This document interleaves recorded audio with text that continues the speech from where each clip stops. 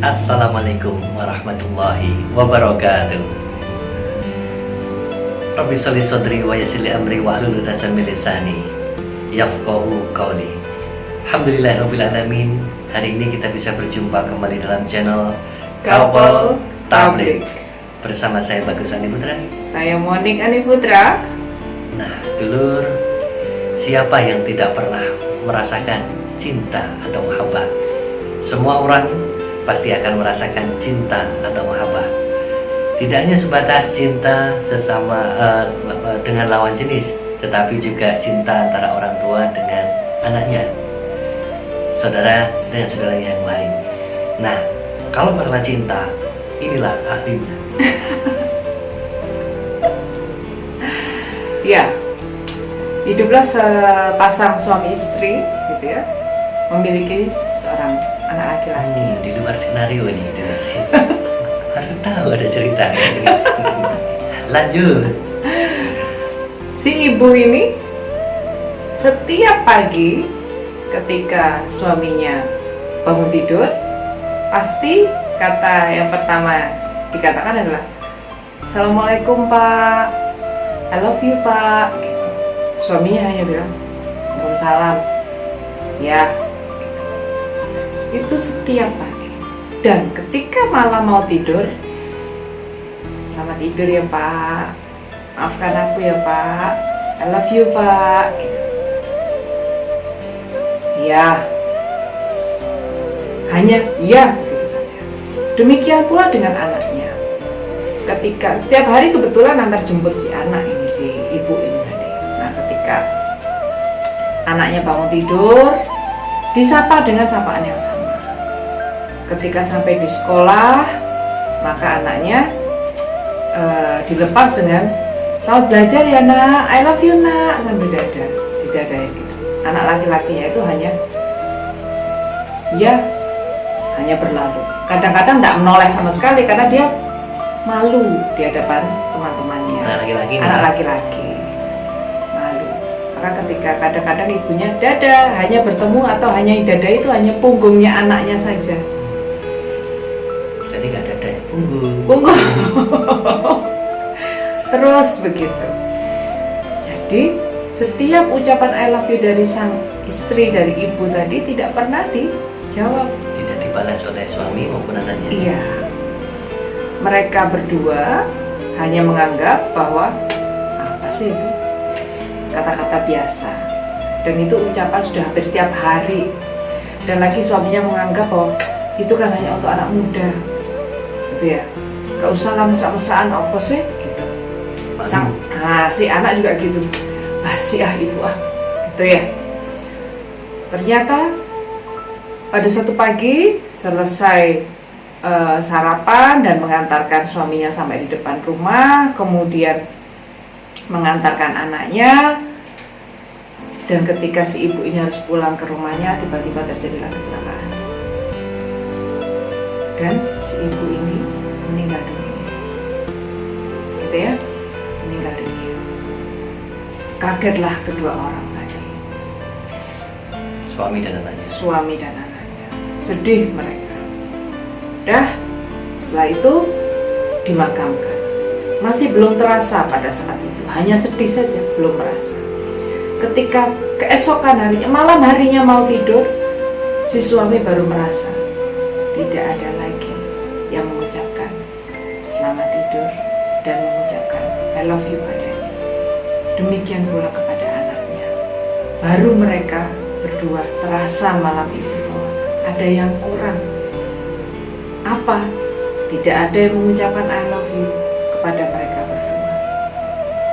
Dan ternyata kesedihan itu bertambah lagi ketika mereka baru menyadari bahwa tidak ada satu kata pun jawaban dari mereka berdua yang mengatakan I love you ma atau I love you istriku.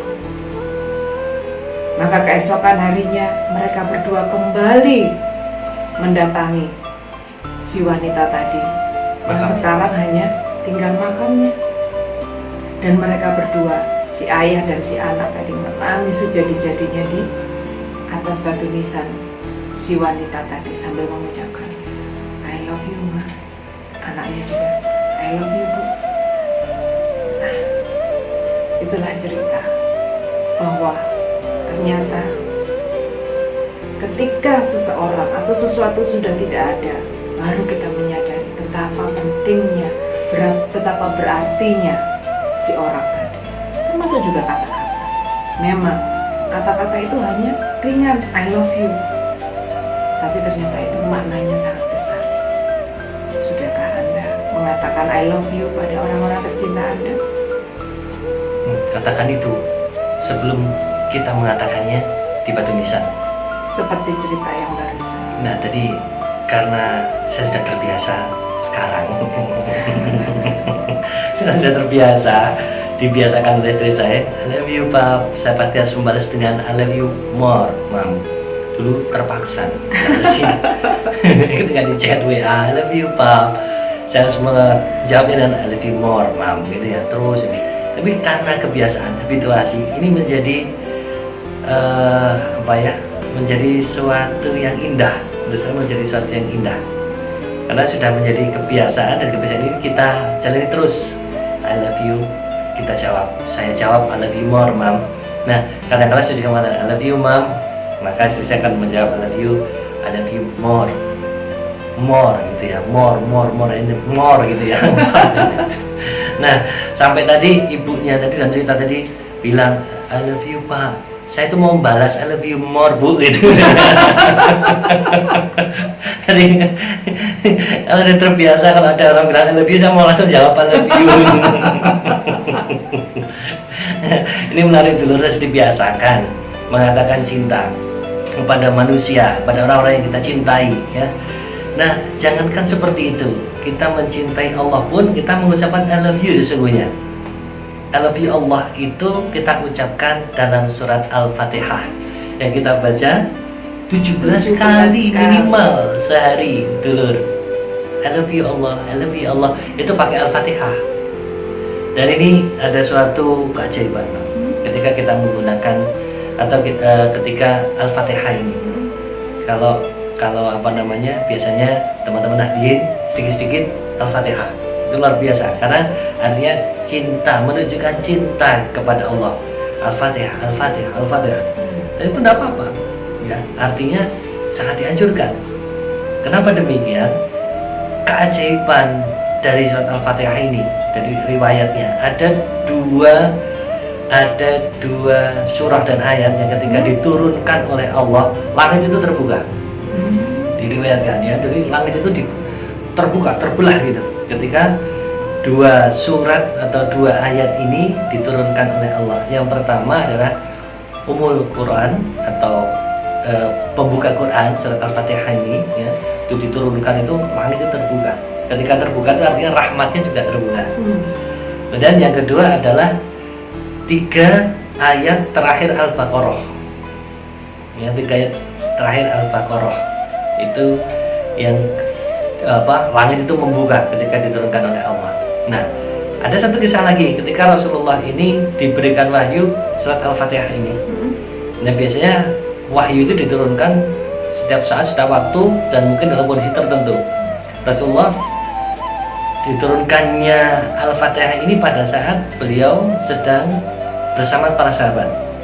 Kemudian Rasulullah tiba-tiba menempelkan pahanya, tidak hanya menempelkan ya Pak, istilahnya ya, menekan pahanya sahabat dengan kaki beliau, dengan paha juga dengan beliau. Jadi paha ditempelkan dengan paha ya. Itu rasanya remuk redam. Sang sahabat ini rasanya sakit, tapi karena tawaduknya sahabat, hormatnya sahabat kepada baginda, pada Rasulullah SAW, maka sahabat ini beliau tidak mengatakan apa-apa, tapi menahan rasa sakit. Inilah yang dikatakan dalam surat Al-Hasr, "Lau anzalna hadzal Qur'ana 'ala jabalin la ra'aitahu khashi'an mutasaddian min khasyatillah." Ya, apabila diturunkan Al-Qur'an ini kepada gunung, maka gunung itu akan hancur berkeping-keping. Gunung itu ketika diturunkan Quran, dia hancur berkeping-keping. Nah, pada saat Rasulullah mendapatkan wahyu Al-Fatihah ini, ya, maka paha ditempelkan dengan pahanya sahabat itu sakit luar biasa. Jadi begitu beratnya Begitu menerima berat wahyu itu ya. menerima wahyu itu sangat berat Rasulullah, ya. Dan ini hebatnya Al-Fatihah ini berat loh ini. Kandungannya berat. Rasulullah menerimanya aja dalam kondisi berat. Nah, jadi kalau kita biasakan I love you Allah, I love you Allah, I love you Allah dalam bentuk surat Al-Fatihah, tidak hanya di dalam bacaan sholat kita, tetapi di setiap saat kita istiqomahkan, maka Allah pun akan mencintai kita. Dulur, I love you kepada Allah dengan Al-Fatihah, I love you kepada orang-orang yang kita cintai. Sebelum kita menyesali dan kita hanya bisa mengatakan itu di batu nisannya, cintailah mereka. Alhamdulillahirrabbilalamin. Semoga bermanfaat. Saya Bagus Andi Putra. Saya Monik Andi Putra. Wassalamualaikum warahmatullahi wabarakatuh.